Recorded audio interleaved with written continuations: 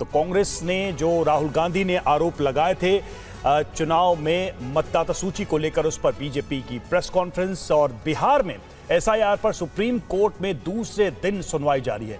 चुनाव आयोग ने प्रेस नोट में पूरी प्रक्रिया की जानकारी दी, ये सुप्रीम कोर्ट में कहा गया है। और एसआईआर के नियम सख्त नहीं, कोई एक दस्तावेज जरूरी, ये सुप्रीम कोर्ट की तरफ से कहा गया है।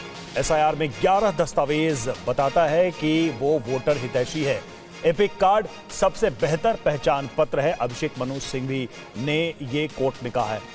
क्रेडिट कार्ड अच्छा दस्तावेज पर बिहार में औचित्यहीन। एसआईआर पर आपत्ति नहीं, लेकिन चुनाव से पहले क्यों इसे लाया गया।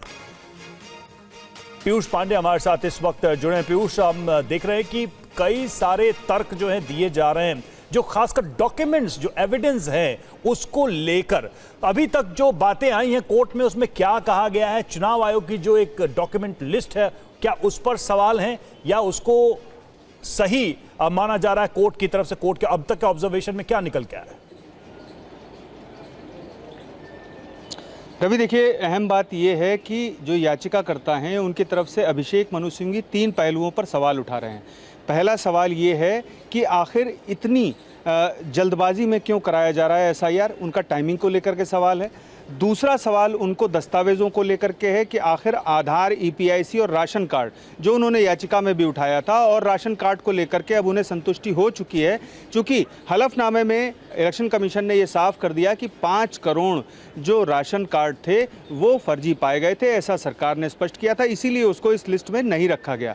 हालांकि सुप्रीम कोर्ट का ये साफ कहना है कि 7 से बढ़ा करके 11 दस्तावेज किए गए हैं और आधार नागरिकता का मूल प्रमाण नहीं माना जा सकता, तो ऐसी स्थिति में उसे हटाया गया है।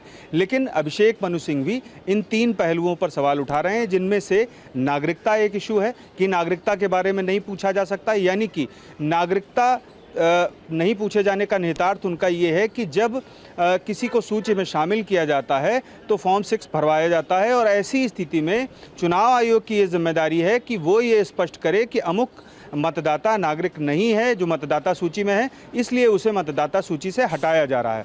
दूसरा सवाल जो उनका है कि अक्टूबर में क्यों ये घोषणा की गई, क्योंकि इसमें साल भर लगता है, तो ऐसी स्थिति में इसे बाद में कराया जाए या पहले कराया जाए, कम से कम 6 महीने और साल भर की जो ड्यूरेशन है वो रखी जाए।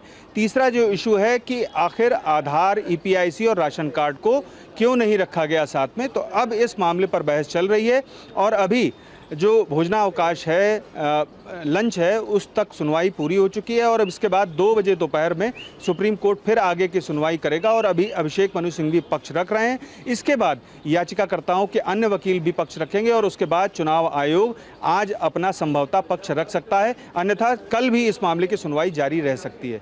जी, बहुत बहुत शुक्रिया पीयूष आपका इस अपडेट के लिए।